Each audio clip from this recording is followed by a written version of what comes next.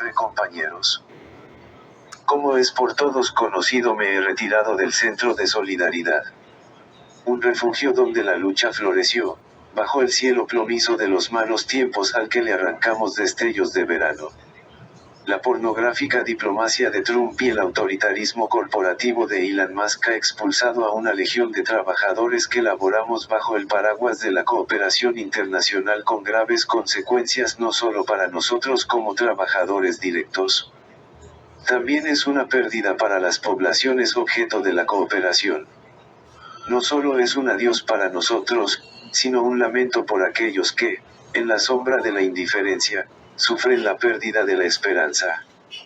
Más grave que lo anterior es la amenaza que se cierne sobre la democracia, la paz. Es decir, la amenaza sobre la humanidad misma por el viento helado, que sopla desde las cumbres del poder. Aprovecho esta despedida para reseñar algunos de los hitos que el Centro de Solidaridad marcó en Colombia desde sus inicios, el cual trasegué con el hombre, el arquitecto, que le dio forma en nuestro país al Centro de Solidaridad, Red Doumit. No es exagerado hablar de hitos. El centro en sus inicios fue apoyo para decenas de líderes sindicales perseguidos en las horas más oscuras de la historia laboral de Colombia. Muchos viajaron a Estados Unidos no solo para protegerse, lo hicieron también para denunciar la realidad del país y de esa manera sensibilizar a los distintos estamentos norteamericanos. Tales denuncias permitieron frenar la aprobación del Tratado de Libre Comercio suscrito entre Colombia y Estados Unidos. Al mismo tiempo se apoyaron grandes movilizaciones y protestas como las promovidas por los corteros de caña en 2008. Más de 6.000 trabajadores cesaron sus actividades, y a pesar de la estigmatización y judicialización del movimiento, se logró la formalización laboral de miles de operarios que luego engrosaron las filas de los trabajadores organizados. El Centro de Solidaridad siempre trabajó más allá de los productos ordenados por los proyectos. La incidencia política alcanzó dimensiones que fueron determinantes para empoderar las organizaciones de trabajadores. Un eco que resonó en los pasillos del poder, obligando a cambiar leyes, a abrir caminos. Conviene traer a cuento el Plan de Acción Laboral Obama-Santos. Esta idea nació aquí, en Colombia, en el Centro de Solidaridad y apoyada sin reservas por los compañeros en Washington. Gracias a ello avanzamos en la lucha contra la intermediación laboral, particularmente bajo la modalidad de cooperativas de trabajo asociado. Se impusieron multas por varios millones de dólares a empresas de los sectores de palma de aceite, puertos, salud. Logramos la formalización de miles de trabajadores.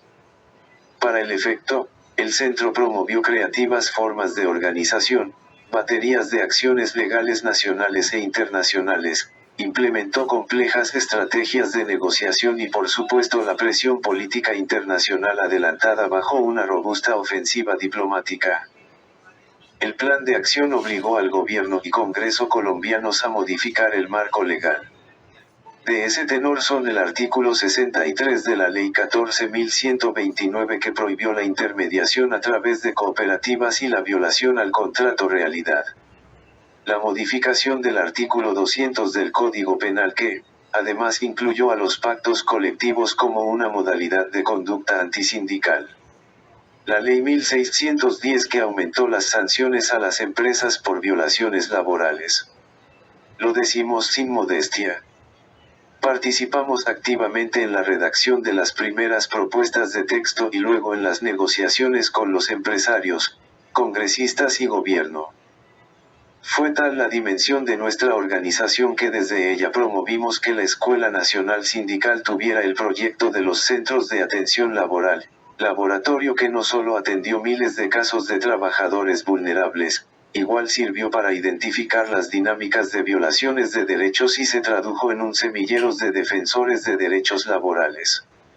No menos importante fue la idea y el apoyo a crear un proyecto desde la OIT, financiado por el DOL, para forzar la formalización laboral y fortalecer la inspección del Ministerio de Trabajo. Estuvimos en el diseño y ejecución de ese proyecto. Asesoramos al gobierno nacional en la negociación nacional estatal cuya cobertura supera el 1.000.000 de empleados públicos. La alcaldía de Bogotá, con una cobertura de más de 55.000 empleados. Las organizaciones sindicales en esos escenarios se fortalecieron, sus afiliados ganaron más derechos expresados no solo en mejores salarios, también en compromisos de formalización laboral. Recuerdo que en el Distrito Capital acordamos formalizar 4.000 empleos en 2 negociaciones. En 2016 diseñamos y ejecutamos todo el proceso de negociación con Sindecena. Ahí logramos la formalización de 3.800 trabajadores. Hoy con la misma estrategia está en curso un proceso de formalización de una cifra similar a la anterior. Muy importante fue conquistar que los aprendices del SENA sean formados en derechos laborales. Gracias a este punto desde entonces el instituto ha capacitado a más de 100.000 aprendices en sus derechos como trabajadores. El Centro de Solidaridad promovió que los trabajadores sin formación superior accedieran a las universidades, pero también llevamos la universidad al lugar de trabajo en una simbiosis para compartir los saberes. Así realizamos diplomados con las universidades Autónoma, Industrial de Santander, del Pacífico, de Antioquia. Hicimos encuentros, cursos e investigaciones en las universidades Nacional, del Valle, del Magdalena, Javeriana, de los Andes y sé que olvido algunas otras. Una de mayores virtudes del Centro de Solidaridad fue su capacidad de ganar aliados. Quiero decirlo, tengo derecho a decirlo. Lo logramos porque nos los propusimos sin mezquindades, con generosidad.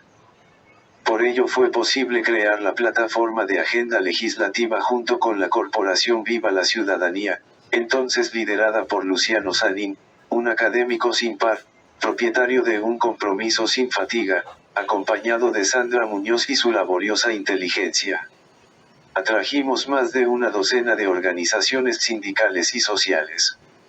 Allí propusimos una gama de proyectos de ley y de decretos que van desde el fortalecimiento de los sindicatos, la negociación colectiva y la huelga hasta la formalización laboral. Tal iniciativa surge en el marco del proceso de negociación y posterior acuerdo con las FARC, la guerrilla más antigua del mundo por entonces. Luego expusimos a los candidatos presidenciales de 2014, 2018 y 2022 esa misma agenda. Hoy esta se mueve en el marco de las reformas sociales del actual gobierno y están próximos a ser expedidos decretos presidenciales que versan sobre formalización laboral y negociación sectorial. En paralelo ya se empiezan a discutir los pliegos en el corredor minero, hoy llamado Corredor de la Vida, en la región de explotación de carbón y en el sector eléctrico. También se adelantan preparativos para promover negociaciones sectoriales en caña de azúcar, sector financiero y desde hace varios años lo hacemos en el fútbol profesional colombiano. En esta misma dirección creamos la plataforma de agenda internacional. Dicho espacio sirvió para fortalecer a nivel internacional la incidencia política. Allí se identificó el calendario internacional impuesto por las dinámicas de la OIT, la OCDE, la Unión Europea, Estados Unidos y Canadá, con quienes se tienen suscritos tratados de libre comercio donde logramos imponer cláusulas laborales. En ese propósito apoyamos a las centrales sindicales sus intervenciones. Fuimos pioneros en poner sobre el tapete temas que hoy son de palpitante actualidad. Desde el 2008 impulsamos en el movimiento sindical el problema del cambio climático.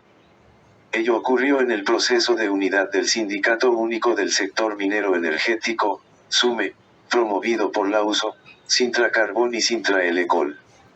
Además de apoyar ese proceso de unidad, en el temario fue punto medular la transición energética.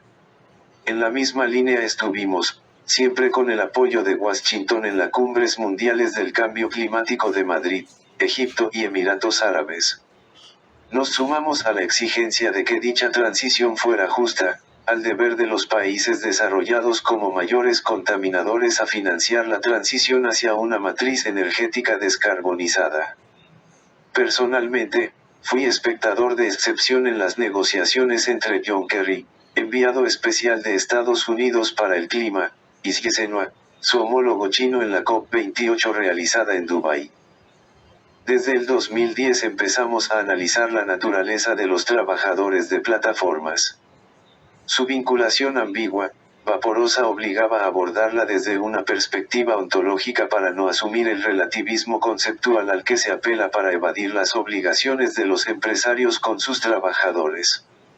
El centro promovió investigaciones académicas y empíricas, y, junto con otras organizaciones, adelantó la asociación de dichos trabajadores.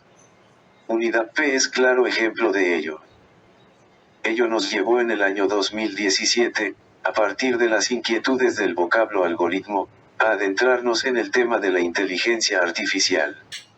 Me propuse comprenderla, intuir cuáles serían las implicaciones en el mundo del trabajo.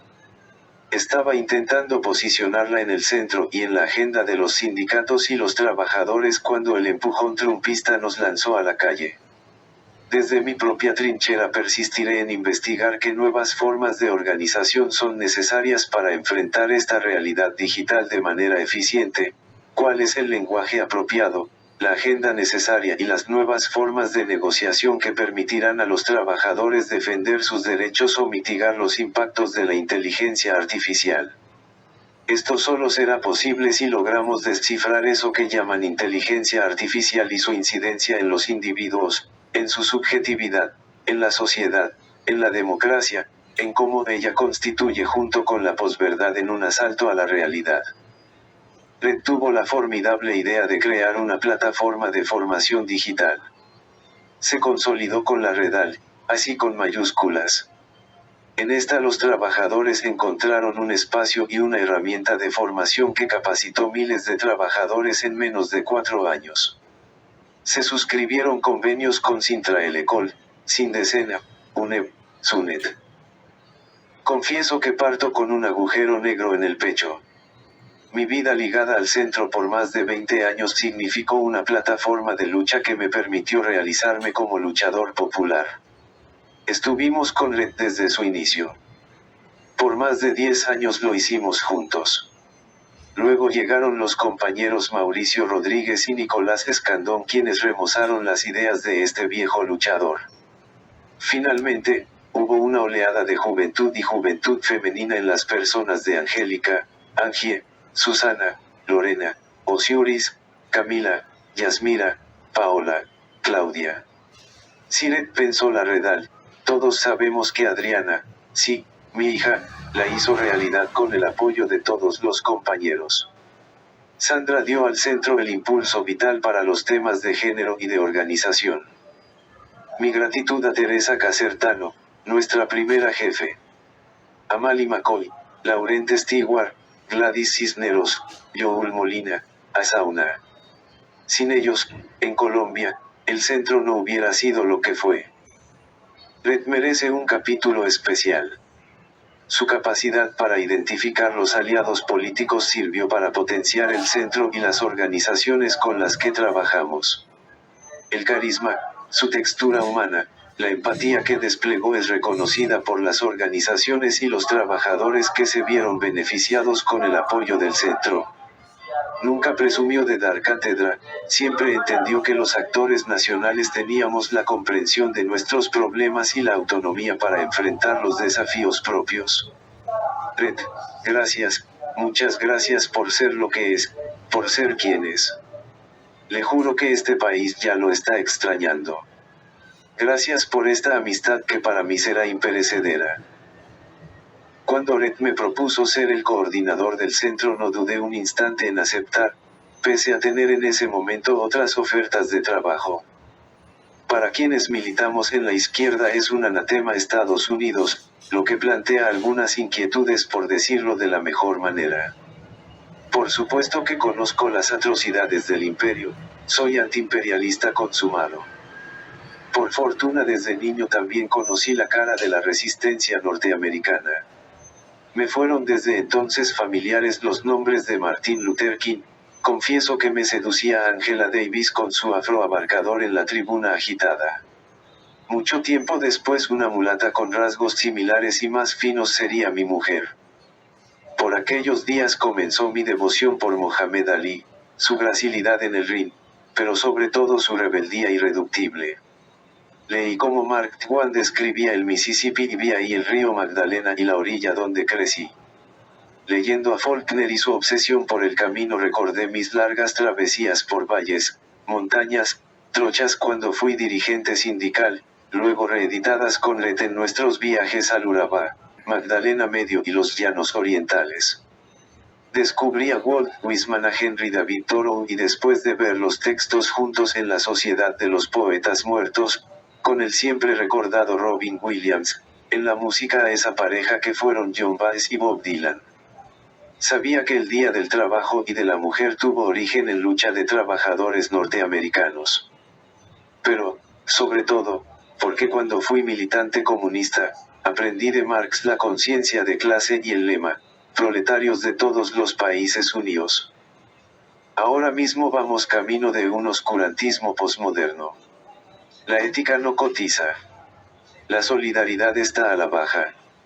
La humanidad debe volver a su sabiduría ancestral y sumarla al pensamiento crítico. El oscurantismo se combatirá con las luces de la nueva ilustración, con la acción colectiva, reivindicando los principios abandonados por el utilitarismo a ultranza de este capitalismo global depredador. Solo, si entendemos que los trabajadores y precarios tenemos piel de hermanos, podremos unir dignamente nuestras voces, forjando la unidad que desafía al capital. Y, solo cuando abracemos la necesidad de reconciliarnos con la naturaleza que nos envuelve, cuando dejemos de verla como un ente ajeno, y comprendamos que somos parte de su esencia, abandonando el arrogante antropocentrismo, comenzaremos a edificar un mundo mejor. Un hogar donde florezca la esperanza y la vida en su diversidad sea celebrada en cada rincón del ser.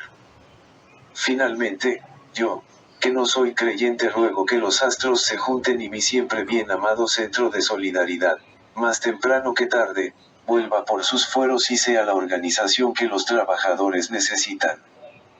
Un abrazo de compañeros. Carlos Guarnizo.